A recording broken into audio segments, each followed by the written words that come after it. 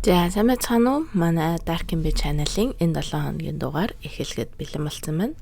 За тэгээд хэрвээ шинээр сонсож байгаа хүмүүс байх юм бол Dark Imbe-гээд үнэн бодит болсон явдлын талаар ярьдаг 7 хоног болгоны 4 өдөр болон гаргахыг хичээдэг ийм нэгэн channel байгаа. Тэгээд хэрвээ таалагдах юм бол notification болон subscribe дараарай.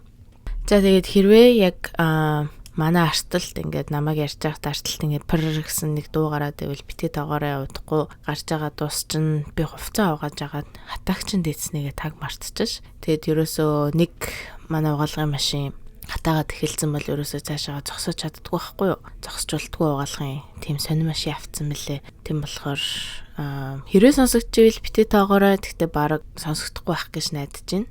За тэгээд өнөөдрийнхөө дугаараараа нэг бүр яг кино хиймэр нэг юм хэргийн талаар ярина. Бас Халлоуин утахгүй болох байгаа болохоор Халлоуины өдөр гарсан одоо 3 юм жижигхэн шийдэгдэггүй хэргийн талаар төгсгөлд нь ярина. Тийм болохоор дуустал нь сонсоорой гэж хэлье. За тэгээд эхний хэрэгээ яриа. За Новелла Ракунда.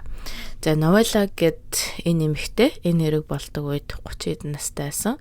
Австралийн Мельбурн гэдэг хотод амьдраад 10-ад жил болж исэн.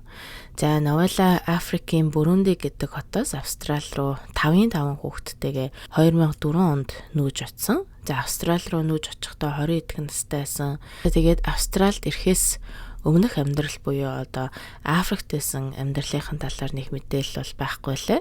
За Мельбурнд ирснийхаа дараа Баленга Малала гэдэг эрэгтэйтэй бол танилцсан. За Баленга болохоор бас нэгэн Африкийн орноос Австрал руу цагаачилж ирсэн. Өөрийнх нь амьдардаг хотод одоо бослог гаргагч цэргийн армин эхнэр болон хүүгийн алдсан болохоор Австрал руу бол цагаачилж хурж ирсэн.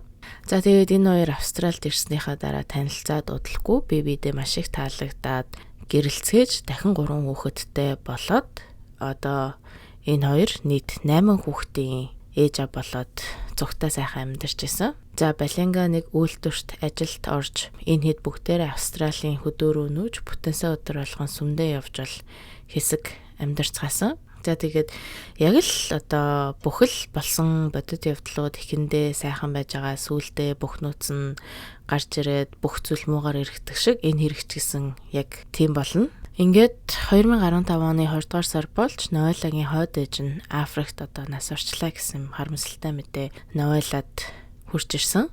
Тийм болохоор эмэгтэй одоо ээжийнхээ оршуулганд очих гээд Бүрөндө хот руугаа явсан. За очиод буудалд хэдэн өдөр болоод оршуулганд нь яваад буцаж буудалтаа ирээд орондоо өвтөжсэн чинь нөхөр нь залгаад би чам руу ингээд өдөржингөө залах гэж оролцсон чинь чи яагаад уцаахгүйсэн бэ гэсэн чинь ихтер нь болохоор би ингээд өдөржингөө оршуулга инээ тэрэ наана цаана гэд завгүй байсан яасан бэ гэдгсэн чинь би зүгээр чамд санаа зовоо залгасан юм өдөржингөө зочд буудалтай байж ирснээс чи гадаа гараад гоё агаар амьсгалаад тайвшрах гад үзээ гэсэн чинь ихнэр нь ч гэсэн зөвшөөрсөн.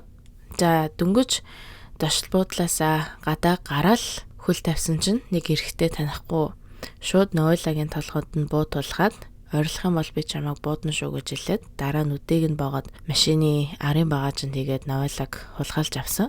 За Новелла машины ард байхдаа одоо янз бүрийн юм дотор нь бодож байгаа шүү дээ. Одоо өстө үхсэн миний 8 хүүхдүүд яана өнчөрчлөө гэх мэтийн зүйл одоо бодлоод толгойд нь эргэлдэжсэн.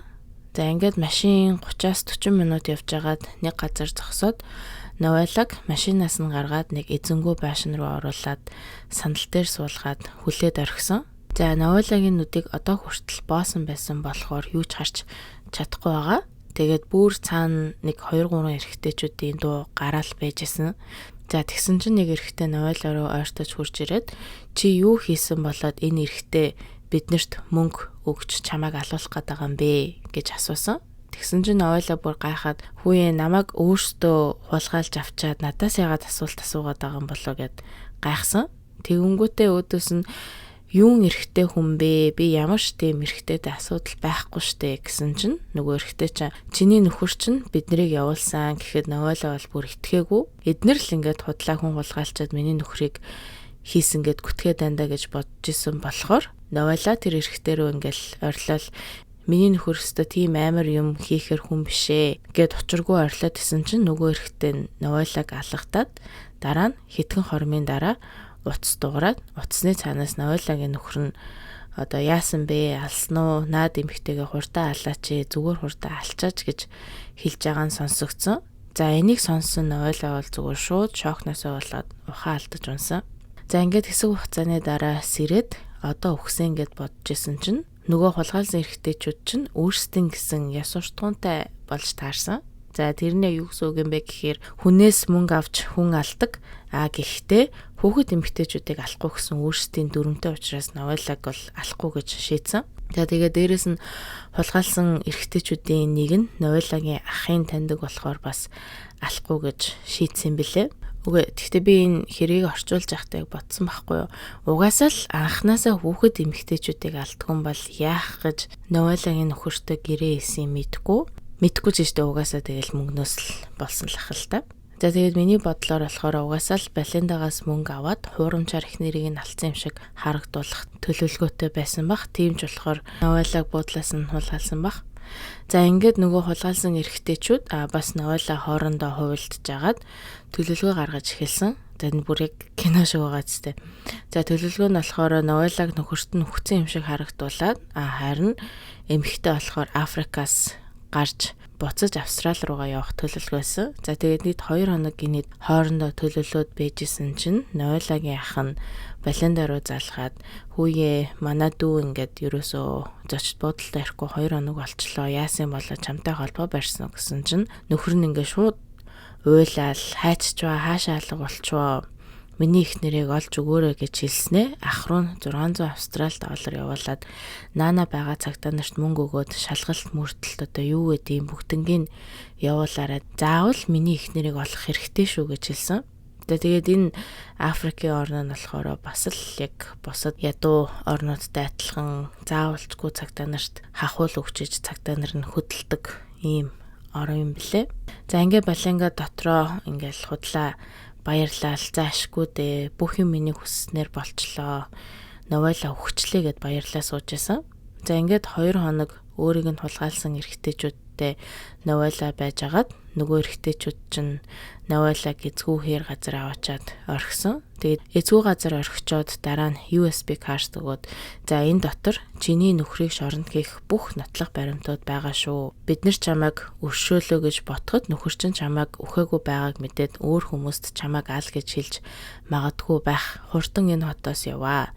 Бид нар чамд 80 цагийн зай өгье. Хурдан Бүрүнди хотоос яваа гэж хэлсэн. Тэгээд дээрээс нь нэмээд танаа нөхөр чинь биднэрт бүр 7000 Австрали доллар төлсөн штэ гэж нэмжэлсэн. За ингээд Новелла яаж Австрали руу хүүхдүүд рүүгээ нөхөртөө мэддэхгүй явах вэ гэд элчин сайдуудын яам болон сүмүүдээр явж агаад нэг пастор болоод тэр пастор Новеллаг буцаж одоо Мельбурн хот руу явахт нь маш том тус болсон. За энэд Баленга Австралид аль хэдийн эхнэрийнхээ оршуулгыг төлөвлөсөн таньдаг хүн болгондоо өөрийнх нь эхнэр нь машины осолд ороод нас орчлаа гэж хэлсэн. За тэгээд мэдээж хүүхдүүд болон таньдаг хүмүүс нь маш их хүмүүс нь харамсаж оршуулга 2015 оны 2 дугаар сарын 22-нд болохоор болсон. За Баленга эхнэрийнхээ өгсөн биеийг өөрийн нүдээр хараагүй ч гэсэн нөгөө хулгайлсан эрэгтэйчүүдэд итгэж эхнэрийг нэг газарт булаад орхисон байгаа гэдэгт бол бат итгэжсэн. За ингээд оршуулганд бүх гэр бүлийнхэн найз нөхөд амьдардаг хотынхан иргэдгээд зөндөө хүмүүс Баленгад тусламж үзүүлэхээр ирсэн. За тэгээд хүн болгон 8 хүүхэдтэй ганц бие аа болчлоо. Яаж туслах уу гэл хүн болгон бол асууж исэн. Хэрэгтэй зүйл байвал хэлээрэй гэж исэн.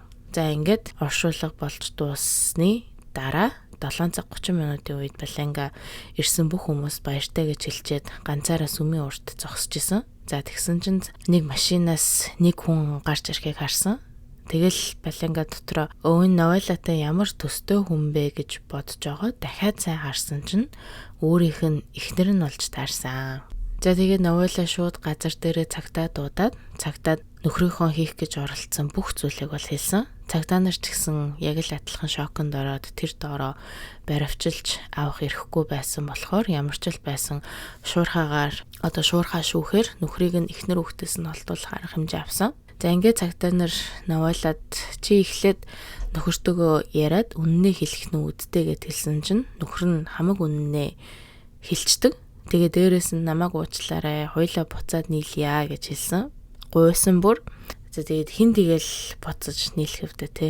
Тэнийг л хүн биш бол. За яагаад шууд үннээ хэлснийг мэдгүй хэрвээ үннээ хэлчихвэл наваалаа өөрийг нь буцаад хүлээж аавна гэж бодсон уу? Эсвэл угаасаа л баригдсан юм чи бүх үннээ хэлье гэж бодсон уу? Мэдгүй байна. Ямар ч лсэн бүх үннээ наваалаад бол хэлсэн. За тэгээд дээрээс нь нэмээд бүр захиалгын алуурчдад хаа байсан 11 сард наваалаг алах талаар бол аль хэдийнэ тохиролцоод мөнгийг нь өгсөн байсан юм аа.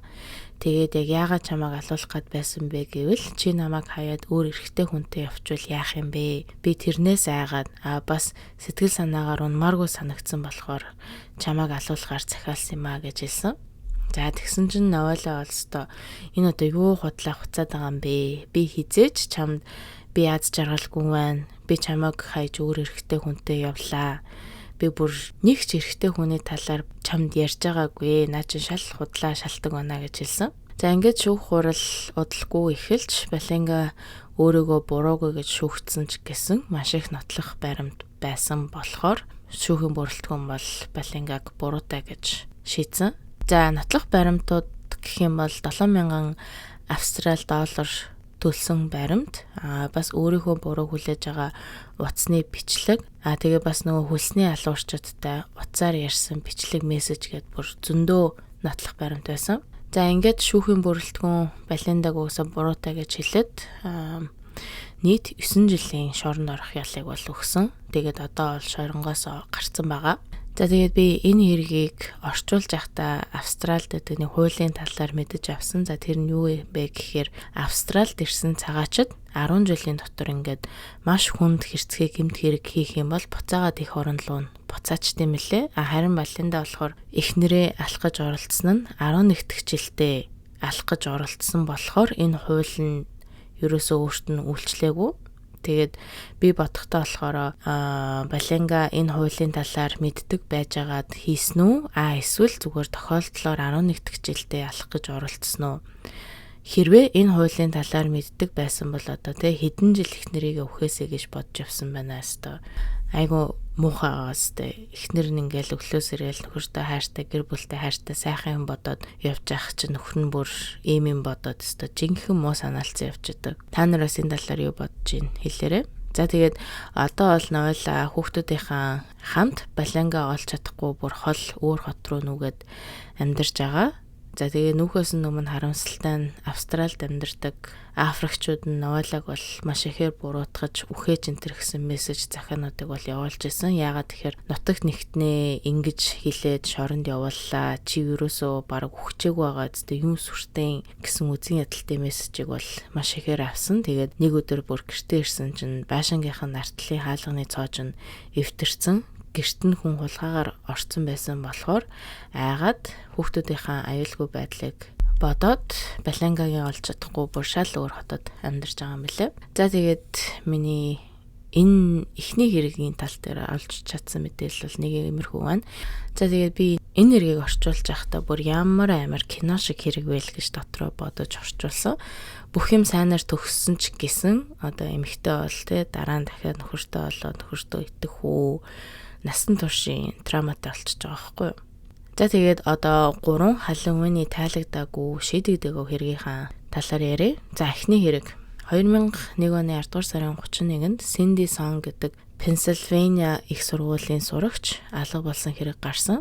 За 10 дугаар сарын 31-ний орой Cindy найзуудтайгаа халуун паринд явах гад туулааны чих энтер зүгээд найзуудтайгаа Players гэдэг шөнийн клуб руу яваад хэсэг байжгаад дараа нэг найзынхаа гэрт нь очиод кино энтер үзэж байгаад өөрийн 4 цагийн үед найзаараа гэртээ хөргүүлээд гэртээ орсон. За найз нь бол машинаараа байрныхаа нүүдэнд буулгачаад цаашаа гэрлүүгээ харж Cindy ч гэсэн гэртээ орсон. За Cindy-гийн талаар жоохон ярихад бол Cindy 1995 онд Солонгост төрж их сургуулаа Америкт сурахаар шийдээд төгсөх жилдээрээ явж исэн оюутан. Penn State их сургуульд урлагийн мэргэжлэр одоо сураад 4 дахь жилдээ явж исэн. Тэгээ найзууд нь дүрсэлж хэлэхдээ маш их хөгжилтэй, урлагийн мэдрэмжтэй, гэрийнхэнтэйгээ маш их ойрхон охин байсан гэж ярьдаг. За тэгээд Халлоуины маргааш буюу 11-р сарын 1-нд Синдэ хичээлд ирэхгүй найзуудынхаа бичсэн мессежинд хариу бичихгүй байхаар нь найзууд нь ямар нэг юм болчтой гэж бодоод шууд цагтаад утсан. За цагтаа нар Синдигийн гэрт нь хурж ирээд нэгжиж үзэхэд Синдигийн гар, утас, түлхүүр, төрөвч бүгдээрээ өрөвчин дотор нь байж таарсан. Тэгээ бас хиймэл сормосоо нойлынхаа өрөөний шкафн дээр зэрэгцүүлээ тавьсан байсныг үзвэл гэртээ хурж ирээд унтахтаа бэлтжижсэн байна гэж цагтаа нар бол үзсэн. Тэгээд гэрт хүн хүчээр орж ирсэн, ямар ч тэмдэг байхгүй. Тэгэхээр цагтаа нар өөрөө өөрнийг тийшээ явсан бэлгүү дээ гэж бодсон ч гэсэн утас, төрөвч бүх юма орхицсан болохоор хүн тулгаалгацсан гэсэн шийдвэрт бол хүрсэн. За ингээд цагтаа нарт ямар ч сэжигтэн олдохгүй явсаар байгаад хэсэг хугацааны дараа цагтаа нарт нэг сэжигтэн олцсон. За тэр нь хэн байсан бэ гэхээр нэг эрэгтэй цагтаа нар дээр очиод энэ Хьюго Сински гэдэг нэг эрэгтэй надад сонь юм яриад байна. Өчигдөр орой нэг эмэгтэй Аз оюутан охиныг хулгайлаад алцсан гэж хэлсэн гэсний дагуу цагтаа нар гэрт нь яваад очиход гэрээс бол Хьюгогийн гэрээс бол хэд хэдэн хүний цогц олцсон ч гэсэн Синдигийн цогц бол тэндээс ерөөсөө олдоогүй. За тэгээд Хьюгогийн гэрээс Синдигийн цогц олдоогүй болохоор Синдиг бол одоо болтол алга болсон хүмүүсийн чигсалтанд явдсан бэлээ. За тэгээд энэ хэрэг бол одоо болтол хийсэн хэрэгт нь олдоогүй, Синди ч гэсэн олдоогүй, шийдэгдээгүй хэрэг болж хувирсан. За 2 дахь хэрэг 1979 оны 10 дугаар сарын 31-ний өглөө буюу одоо Халлоуины өглөө нэг залуу эмэгтэй алуулсан байдалтай Техас мужийн Жоржтаун хотоос олсон. За хурдны замын хажууд эмэгтэйн цогц доошоо харсан байдалтай нүв нүцгэн ганц улбар шар амьснаас өөр зүйлгүй олцсон. За эмэгтэйг бол бэлгийн хүчирхийлэлд өртсөн гэж үзэж мөн өглийн шалтгааныг нь боомлуулж өгсөн байна гэж гарсан. За цагтаа нар алга болсон хүмүүсийн мэдээллийн санг шалгаж үзэхэд одоо ямар ч тийм залуу эмэгтэй алга болсон гэсэн дуудлага байхгүйсэн. Тэгээ цагтаа нар эмэгтэй хурдны замын хажуунаас олдсноос үзвэл ойр хавийн хотуудаас юм уу одоо ойр хавийн мужуудаас хүнд дайгтаж явж байгаад алуулсан байж магадгүй гэж гарсан. Тийм ч болохоор ойр хавийн хотууд, ойр хавийн муж одоо юу гэдгийг бүх мэдээ зурагт телевизээр 20 эдэн настай, бор устэй эмэгтэйн цогцос олдлоо хэрвээ ийм эмэгтэй хүнийг хайж байгаа хүн байх юм бол цагтаагийн хэлцээр мэдэгдэнүү гэсэн зарыг тавьсан ч нэг ч хүн хурж ирээгүй. За ингээд нэг ч гэрчгүй, хин гэдгийг нь мэдэх боломжгүй энэ хэрэг шийдэгдээгүй хэрэг болж өнгөрсөн ч гэсэн 3 жилийн дараа буюу 1982 онд Henry Lee Lucas гэх цуврал ялуурчин эрэгтэй энэ эмэгтэйг бие алсан гэж хэрэгжүүлсэн. Даанч гэхдээ энэ цуврал ялуурчин худлаа ярьдаг, хийгээгүй хэрэгээ байнгын хийсэн болгож ярьдаг эрэгтэй байсан болохоор энэ хүний үгэнд бол итгэх боломжгүй болсон. Угаасаа энэ эмэгтэй хэрэг гардаг өдөр буюу энэ эмэгтэй хэрэг гардаг үед Henry Lee Lucas Флоридад байсан болж таарсан. Тийм болохоор одоо болтлын хэрэг бол шийдэгдэг байгаа мөлий. Тэгэд ерөөсөө улбар шар оймстой эмэгтэй гэснээс өөрөөр бол тодорхойлох зүйлгүй. За ингээд эмэгтэй алуулснаас хойш 40 жилийн дараа эмэгтэй хинбэ гэдгийг бол ДНК-гийн тусламжтайгаар мэдсэн. За эмэгтэйг 23 настай Deborah Louise Jackson гээд Техас мужийн Abilene хотод төрсэн эмэгтэй болж таарсан. Тэгээд 23 настайдаа гэрээсээ гарч явж өөр хотод ажил хийж амьдралаа шинээр эхлэнэ гэд явсан болохоор гэрийнхэн нь ерөөсөө араас нь холбооч барайгүй, цагтаад жалга болсон гэж мэдэгдээгүй орхицсан мөлий. За тэгээд харамсалтай нь бол эмэгтэйн алуурчин одоо болтол байрагдаагүй байгаа. За тэгээд өнөөдрийнхөө сүүлийн хэрэгээ ярив. За 1982 оны 10 дугаар сарын 31-нд Джеймс гээд ахлах сургуулийн сурагч 5 ба 23 Tavern гээд Халлоуины паринд бол очсон. За American Gigolo гэдэг киноны дүрээр хувцалсан байсан болохоор тэнд байсан хүмүүс бол ер нь бол нэлээд анзаарсан байсан эрхдэг. За ингээд Parage дуусаад James ч гэсэн өөрийн 3 цаг 30 минутын үед баарнаас нэг охинтой гараад замын хажуугаар алхаж байгааг нь бол нэг хүн олж харсан. За ингээд нөгөө охин ч гэртээ харж харин James маргааш өглөө нь гэртээ ирээгүй болохоор гэрийнхэн цагтаа дуудаж албан ёсоор алга боллоо гэсэн дуудлагыг өгсөн. За гэрийнхэн найзууд нь амьдардаг хотынхан гээд бүгдээрээ James-ийг хайсан ч юу ч олдохгүй байсаар байгаад 2 сар өнгөрч 1982 оны 12 дугаар сарын 26-нд хоёр ангиндаг залуу ой модонд явж байгаад авуулсан зүйл байхаар нь очиод харсан чинь хүний цогцсойж таарсан. Тэгээд одоо болтол Халлоуиныхаа хувцсыг өмссөн байдалтайгаар олцсон. James-ийн цогцсойж таарсан. Тэгээд толгой руугаа хүнд зүйлээр хэдэд удаа цохиулж нас орсон гэсэн дүгнэлт гарсан. За зарим хүмүүс хэлэхдээ болохоор зүгээр л буруу газараа буруу цагтаа явж байгаад алуулсан гэсэн бол зарим нь сүүлд цуг явж исэн охин нь ямар нэг юм хийсэн биш магадгүй гэж таамаглаж исэн. За тэгээ цагдаа нар сүүлд цуг явж исэн охиноос нь мэдүүлэг авсан ч тэр охин бол ямар ч буруугүй гэдг нь бол тогтоогдсон. За ингээд дахин ямар ч гэрчгүй цагдаа нар ч яхаа мэдгүй энэ хэрэг бол шийдэгдээгүй хэрэг болж үлдсэн. Өөрхий James бол дөнгөж 18 настай жоохон ахлах сургуулаа дөнгөж төгсгөөд амьдрал нь дөнгөж эхлэх гээд байж байхдаа ингээд алуулж нас орсон. За тэгээд миний өнөөдрийн энэ бүх хэргийн тал дээр олж мэдсэн мэдээлэл нэг иймэрхүү байна. Та нартай бүгдийг хэллээ. Та нараас юу гэж бодож байна? Эхний хэрэг дээр эсвэл аль ч хэрэг дээр ч байсан хамаагүй доор сэтгэлдээ бичээрэй. Тэгээд хэрвээ Халлоуин тэмдэглэж байгаа бол болгоомжтой яваарай. Шүн орой ганцаараа бити яваарай. Ер нь тэгээд шүн мөн үүр цайлгатлаа явах хэрэг байна уу? Миний нэг дуртай цуврал кино гэдэг байхгүй How I Met Your Mother гэдэг би яаж ээжтэй чинь танилцсан байгээд тэр кинон дээр болохоор шөнийн 2 цаг л болсон бол зүгээр л гэртээ хар. Шөнийн 2-оос хойшоо юу ч сайн зүйл тохиолдохгүй зүгээр л гэртээ хараад унт гэсэн нэг тийм анги гэдэг байхгүй яг тэрнтэй адилхан. Шүн ийшээ тийшээ явмаар санагдаад байх юм бол зүгээр л гэртээ хараад унтаарай гэж зөвлөе. Хэрвээ ямар нэгэн тийшээ хэрвээ явахаар шийдвэл болгоомжтой яваарай гэж хэлье. Ялангуяа Халлоуины орой.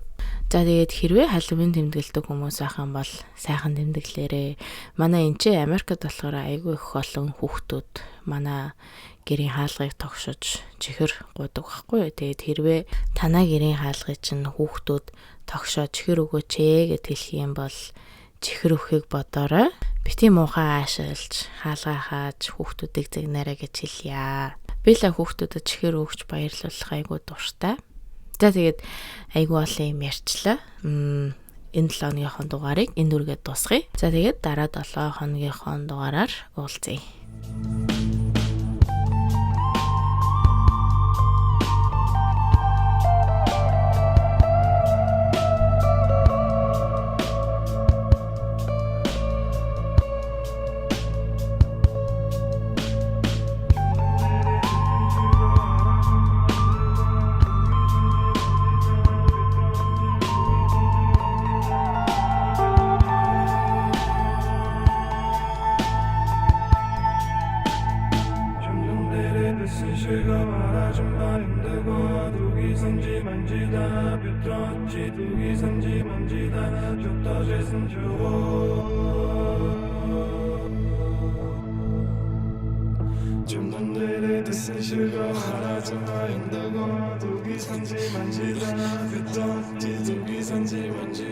줬다 제선 쇼